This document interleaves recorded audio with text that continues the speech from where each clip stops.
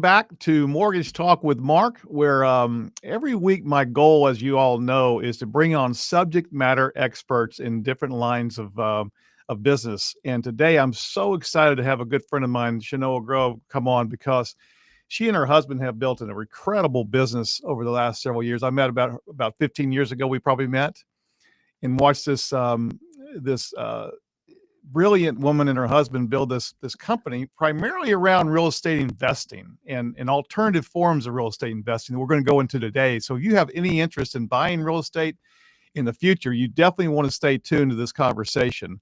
So Shanoa, tell us a little bit about your background and how you got in this business so we can dive deep into it today. Yeah, sure. So Shanoa Grove here from Texas REIAs, Texas's largest association of real estate investor groups in Texas. We have meetings in Austin, Houston, Dallas, and San Antonio. So we're every week in a little bit of a different spot. We also broadcast on Zoom, online. We broadcast throughout Texas and throughout the United States. So most of our people are here in Texas. So we live here, we work here, we invest here, we eat, breathe, sleep, gargle, bathe in real estate every single Just day. so good. So Yeah. it is what we do. So we help new investors as they're getting started. Often say that I help people quit jobs that they hate so they can do things that they love with people Love that it. they love in real estate investing. So I'm a fourth generation real estate investor. My great grandparents owned about 48 houses. My grandparents owned houses. My parents still own over a dozen doors to this day. Wow. Starting to get ready to kind of sell some of those. And then Yeah, I've been yeah. investing for over 21 years now. I actually bought my first house, a little over 30 years ago, but been doing it full time for just about 21 years now. So excited to share some of the things that I've learned over this, Good. both generationally as well as in my own experience as a real estate investor. So, yeah. Well, I'm excited to learn. I'm definitely excited to learn. I have learned a lot from you already over the years, but we're going to talk about some ideas that may be new to the market that our audience is going to listen to, because my business has been over the last 40 years been primarily traditional mortgage brokering. People are going to buy a house, we help them get a mortgage. Now you specialize, as far as I can tell, in more what they call creative types of financing. Yeah, we're in It the could be 20%. single family homes or duplexes. Yeah, you're in that space around things like sub twos and wraps and owner financing. Can you kind of break that down real quick for us to give you some definitions of how that plays out sometimes? Yeah, 100%. I mean, there's never a property that another investor brings to me if they're trying to wholesale something to me, or there's never a seller that I talk to where I do not bring up the option of me purchasing the property subject to the existing financing. Mm, So basically, there's three main, as you're more familiar probably than anyone, things that get signed at a closing. So there's the deed, right? Who owns the property, like the general warranty deed or the special warranty deed. There's the promissory note, how much is owed on the property, right? Sorry for the balloons. And then number three, there's the deed of trust, which enforces and protects and perfects that promissory note. So it allows for, in Texas, what we call a non-judicial foreclosure. So you can transfer the deed from the current owner to a new owner, for example, me, and keep that underlying note in place. So okay. that's technically as buying subject to the existing financing.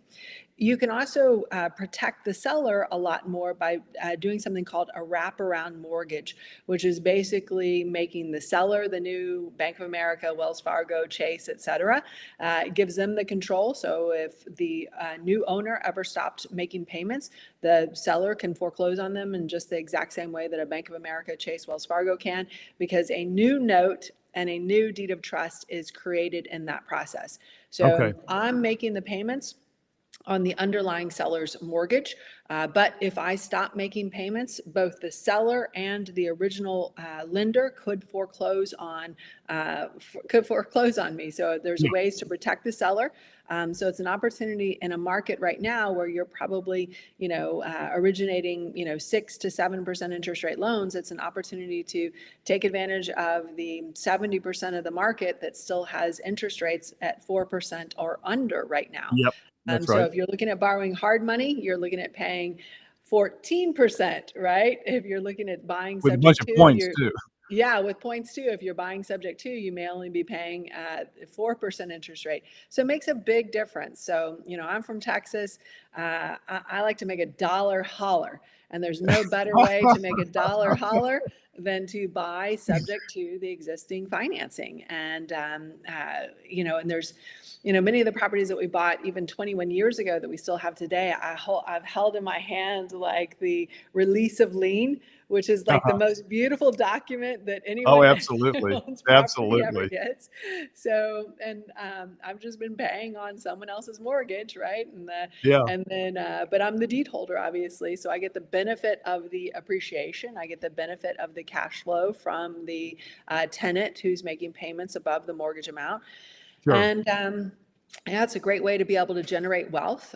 So whether you're Absolutely. getting a new mortgage or getting a mortgage that's already in place, I like to get them a little bit already in place, just because typically by the time I'm getting that mortgage, they pay down what's the most expensive part of the mortgage, which is the Yeah, first the interest, several 5 years. years. Yeah, Yeah, sure. yeah, yeah. Absolutely. Yeah, tell us, now is normally this strategy around buying distressed properties or could be for any property? In other words, I have, let's say, an example, my wife and I own a condo in Austin, in Lakeway, actually, and we lease it out, but our rate is 2.5% on that note. Wow, Yeah, wow. which we got in 2021, I think, something like Yeah, that. yeah. And so we have that property rented out, but assuming I wanted to sell that property, I could arbitrage that note. In other words, I could charge a new buyer a little higher interest rate and keep my underlying lien and make some money on that. 100%. You get that yield spread that's typically reserved for lenders. Now you're the lender, so now you get to get that beautiful yield spread. Yeah. So there's a lot of opportunity and different ways that you can use this strategy. And for me, for the ones that I buy, if I'm doing it something short term, then I'm just going to pay off the loan as soon as I fix and flip it. If I'm doing it long term, so it means I'm buying and holding it for, as long as I can, because I just want to ride the cycle up, until it gets from here to here. Mhm. I'm gonna try and keep it. There's another strategy where, the way that we describe it is you find seller Sam, which is that seller exactly you're talking about, which has had some decrease in income and or increase in expenses. They need to sell their property, and if there's equity in it, or if it's in what I call the path of progress, meaning it's going to be on that appreciation curve at a fast rate, then I'm going to keep the property, right? If Okay. there's no equity, if there's little or no equity in it, I'm going to try and find the person that we call buyer Bob. So we got seller Sam, buyer Bob. So I'm going to be the glue, that Yeah. puts seller Sam and buyer Bob together by allowing them to, by allowing buyer Bob, who may or may not be able to get a mortgage. So a lot of times, and I know you see people in your business all the time where they've got good income, but they may not have good credit, or they have good credit, but they may have just moved cities or just moved jobs. So Sure. it's like, hey, I'll see you in 2 years, right? Uh, Exactly. so, so for those, and even for real estate investors, like, when you're giving a loan to someone, you want to see that they've been doing the same thing on their tax return, for the last That's two right. years.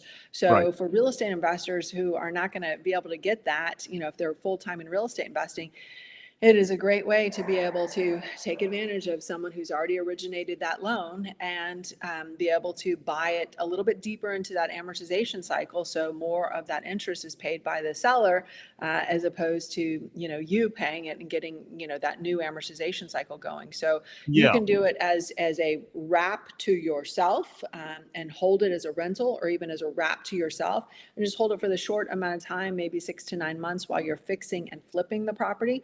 Or you can, again, find that seller Sam and find that buyer Bob and be the glue that brings them together in the Mhm. middle. And that works for, I'm perfectly fine connecting seller Sam and buyer Bob when there's little, no, or negative equity. And buyer Bob's thrilled because he or she may not otherwise be able to get a loan in this marketplace. Yeah. And, seller Sam is like, oh my gosh, you mean I don't have to bring money to the closing table, or I don't have to, fix up the house, or I don't have to go through these, option periods or whatever. So it's a Right. really Very great opportunity clean. to be able to put together both halves with wants, and it's it's it's the outside of the box thinking. For Sure. me, like, getting through, I started investing right after the dot-com bust, right? So, and then I invested all the way through the Great Recession. I've invested through low interest rates, high interest rates, Democratic presidents, Republican presidents, ice storms, tornadoes, Yeah, right. hurricanes, and worldwide pandemics, and I know you have too, right? Yeah, yeah. So, Not so like for you have, me, but yeah, we sure have. yeah, so I just want to make money anytime the phone rings, right? That's right. So, The and holler every, dollar. Dollar yeah, holler. That's yeah, it. Dollar holler. yeah. So every time I hang up the phone and I'm not being able to put something together, it's like I've wasted the marketing that I spent to generate that phone call.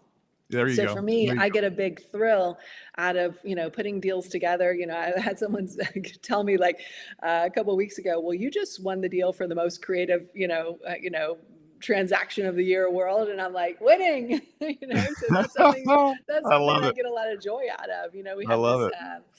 I'm working with another investor. They have this seller who owns, who's behind on their mortgage on their current house, but owns a print shop.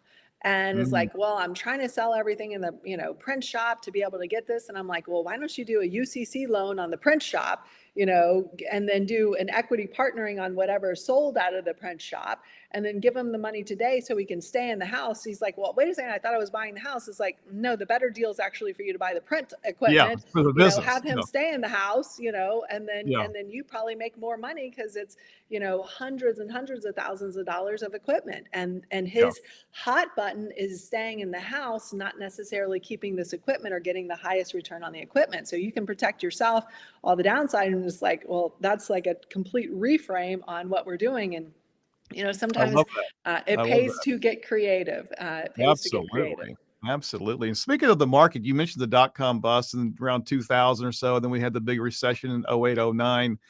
Kind of tell us where you think we are today as far as the market, generally speaking, in Central Texas, and we can expand that too. But how about Austin and surrounding areas? Yeah, I mean, it's so interesting because in, 2020, after everything kind of calmed down a little bit, and 2021, 2022, and, it was like, where are we at the market?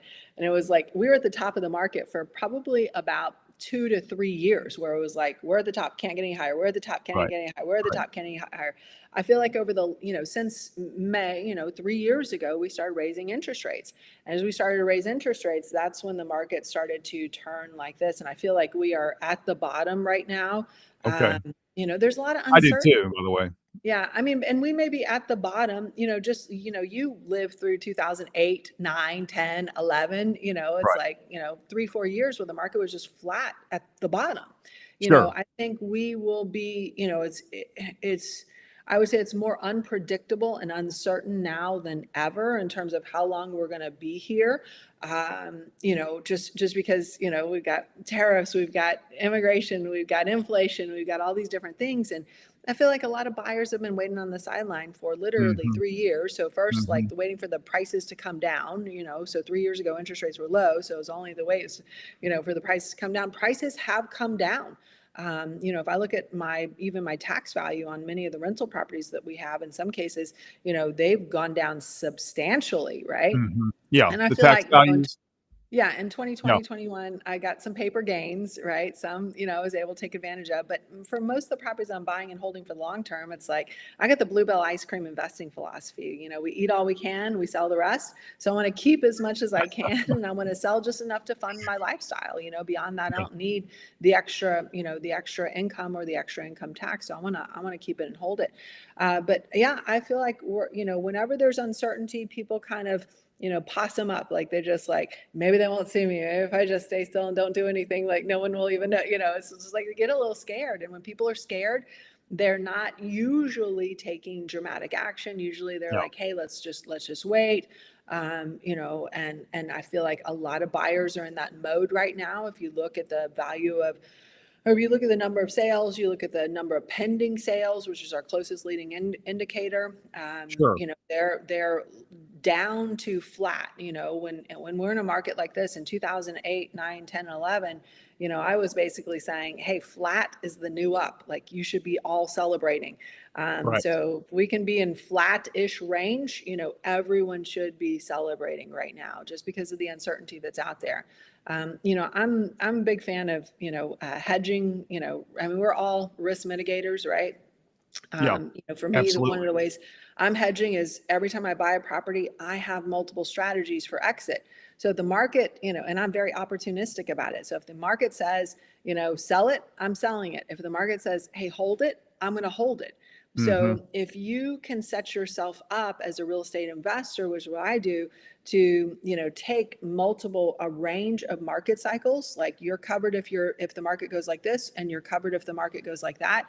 I mean, there have been many properties that we have listed both for sale and for lease at the same time, and just said, hey, the market's going to tell me what to do on this particular property, right? Yeah, So that's right. That's right. and if you're financing, and you give financing to a lot of people, if your financing is solid, then it gives you more options, right? So Absolutely. and I've seen a lot of real estate investors even recently who did big refinances on 5-year commercial mortgages that are all coming due now, and they're Mm, like, yeah, what am I I going to do? can't Right. sell it, or I don't want to sell it, or the new DSCR requirements are higher, and with the new interest rate I don't meet them. So I'm seeing even some investors lose properties because of they Mm, didn't they thought the market's never going to keep going to change go from up. where it was. Right. Right. And so, their point around that also in the single family space is when you got a mortgage like my wife and I did several times back in 2021, 22, under 3%. Now if you would have bought in those times That's and didn't free put much, money, it Mark. I is mean, free money. I I hope know everyone it's a beautiful you did thing. that with is said knew how much free money you're giving them. I know, but if you bought a property, let's say in 22, 3 years ago, and even if you got a 2.5 or let's say 3% interest rate, if you need to sell, you may not have any equity right now. So, your forte is finding those properties and helping people get out without having to be either foreclosed on or a short sale or something like that. Is that That's correct? right. That's right. Yeah. Yeah, that's right. Yeah, And then the market, like you said, will determine your long-term approach or short-term approach based on the property, that's right. you know? Yeah. So Yeah, share you got us to some. listen to what the market says for sure. I hear a lot of people who will say, "Well, I want to sell it for this." It's like, well, the market's going to tell you whether or not that your number is right or whether your number is wrong, right? And you Yeah, got to listen exactly, to it. So exactly. So sometimes I let's talk find about it. some of the downside of these opportunities too. Like you said, some investors are losing properties or they can't refinance them or whatnot. It's not all upside. So how do you mitigate some of the risk in real estate? You know, um, yeah, I'll tell you probably one of the funniest conversations that I had, and it was probably back in the 2021, beginning of 2022 timeframe. So, my husband Phil and I were talking to a commercial lender, and we were talking about refinancing our portfolio. And a lot of the Mhm. properties in our portfolio have like 6% and 7% interest rate mortgages on it. But, many of them are, 15 years or 20 years into the amortization cycle. Sure. So the, commercial, lender we were talking to was like, Shanoa, I can get you so much more cash flow. We're gonna refinance these mortgages. We're going to drop your interest rate by half. You're going to get so much more cash flow. And, Phil and I were like, okay, that sounds interesting. Well, how much are you going to give us? Well, the most we could give you, because, it's interesting in Austin where a lot of our properties are, the rents just don't keep up with the values of the property. So it Right. was like the most I could give you is, 50% LTV. So, if you have a $500,000 house, the most I could give you as a loan on that is 250,000. It's like, and I'm thinking, gosh, the juice really isn't worth the squeeze in that particular Yeah. case. And plus on top of that, a lot of those commercial loans, have a 5-year expiration, to them. So a lot of those people who did, took those loans are actually, going back out in the marketplace to look for new loans right now. So, and, also kind of proposed a blanket loan over, several of our properties. So that means I either Yeah. have to sell them all at the same time, I have to Mm, refinance them all at the same time, or I have to pay them off cash all at the same time. wow. So that creates a lot of, risk. We were explaining it, it's like, at least make the juice worth the squeeze. At least give us, Sure. 70% loan, and they're like, oh, we can't because the DSCR, you're not going to make it. And it's like, but I've got another business that will, make it in its sleep in terms Right. of being able to make the payments on the loans going forward. And we just couldn't come to an agreement on it. And I know that guy, that commercial broker, walked away, and we're talking about me and Phil, and we're probably saying, what an idiot. And Yeah, and they're we and we crazy. were and we were walking away from that conversation and saying about him, what an idiot.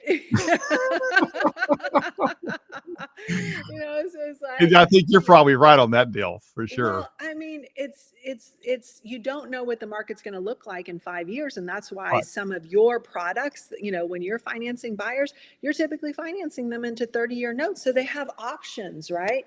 And Yeah. and being, creating those options for yourself will reduce risk because again, you just don't know exactly what the market's going to look like in 5 years.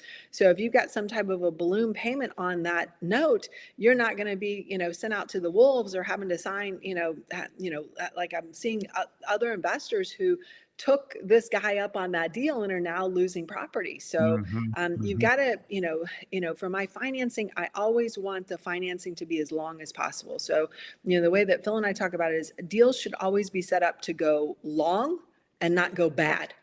But Yeah. when you're putting an expiration date on your financing, whether it's a balloon on a commercial type of a loan or whatever, those deals are set up to go bad and not go long. So I think you got to be Right. really smart about the kind of debt that you get and get a debt that will give you options, right? So we're even seeing a lot of syndicators in the commercial space where they got these great low interest rate loans, thought it was going to go on forever, and now they're trying to sell into different cap rates that are not advantageous to them, or they're trying to refinance or extend their cap rates and extend their loan locks. Mhm.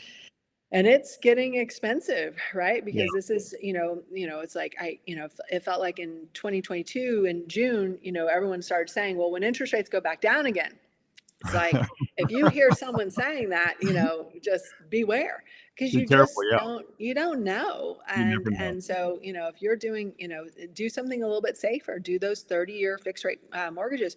Mark, you lived through, 10% interest rate. You Mhm. probably even bought a house when it was, 12 to 15% interest rate, Yeah, right? when I got in the You business, it know, was 13%, yeah, back in so the I '80s. mean, So we've seen all gamut of and you can't exactly tell what that's going to be. And Charlie Munger, Warren Buffett, like one of the things that they talked about all the time is inflation risk. And inflation has been mostly under control for about 40 some odd years, and it's Yeah, punching a yeah, lot of people in the face right now because we don't have kind of some of the tools to be able to deal with that, especially if we're on some of those shorter term loans. So we're all risk mitigators. You may pay a little bit more for that longer lock or that, regular loan. But be long-term greedy. Like, we need to be, I want to be unkillable, as a real yeah, estate investor. It's like, I want to be financially unbreakable. So I'm yeah. going to make sure to get loans that are set up for me for the long term and not the short term. And as it turns out, the commercial lender that we talked to, that we both walked away from each other saying, "What an idiot." I mean, I didn't know what the market was going to be like, coming out of it, but it turns out that me being a little bit more risk averse and also not wanting to reset the amortization cycle made sense for me. But if Absolutely. it would have been, as some people predicted 2 years ago, oh, when rates go down, then we may have said, yeah, we probably should have done it. But I mean, you always need to protect your downside. Yeah. And some of these longer they may look more expensive, but I mean, they're going to set you up so that your deal can go long instead of your deal can go bad. Yeah, that's right. That's good. That's good. And so speaking of, commercial properties, I know you all do a lot of work in the multifamily space as well, like apartments. What do Hmm. you how do you see apartments in this market today? I hear they're being overbuilt, there's not Yeah. as much, or maybe there's better opportunities to buy currently. I don't know. What do you You think? know, um, if you can get it at the right price, it's always the right time to buy. Yeah, But if you're overpaying for it, it's, no I matter get what's it. happening, it's never the right time to buy. I feel like, a lot of times when people get into different investments, it's super easy to get in. It's always really hard to get out, It's hard to get right? out. Because again, you don't, it's like, so it's like, oh yeah, I just wire the money. It took me like, 10 minutes from my, own computer. But what is it like going to be like to get your money out? And I feel Yeah. like a lot of investors, when they are looking at opportunities, they are looking from the standpoint of demand. Well, demand Mm, is only one part of the equation. The supply, if supply is going like this, then you're winning if you're on the, if you bet on demand. But if supply is going like this, Right. you're losing. Right. And, there's a, you've heard of the investment strategy Airbnb. So you can also Google and search Airbnb bust, because so many people, like they, Airbnb says the demand's like this. And that is true. The demand is like this. Demand's been growing, but supply has Like been growing at way a up. higher rate. That's right. And this little kind of difference in here, that's the people who are going Airbnb bust. Yeah, that's So, painful. I would say, it's like, it's super sexy. You hear about all these people making all this money in it, but the things that have a low barrier to entry are going to have much higher competition, right? Yeah. Yeah. As different strategies get more, play, or more, discussion. So sometimes it shouldn't be, FOMO, but it should be, I That's think, what do they call it? JOMO, the joy of missing out. right. But again, you have to be, a business analyst, and a business analyst is never just going to look at one side of the pricing equation, which is Yeah. never going to look just at the demand side. You got to look at supply and demand to make sure, and also, ease of entry, right? You think about being a realtor, or even being a mortgage broker 20 years ago, like you could get licensed in, 1 or 2 weeks. Nothing. Right. Exactly. And now they've, they keep raising the bar, so it's a The little bit standards. Yeah. harder. But when the barriers to entry are low, then expect supply to balloon. So on the, multifamily side, Airbnb side, we've seen a lot of oversupply. On the multifamily side, we've seen a lot of overbuilding and a lot of oversupply.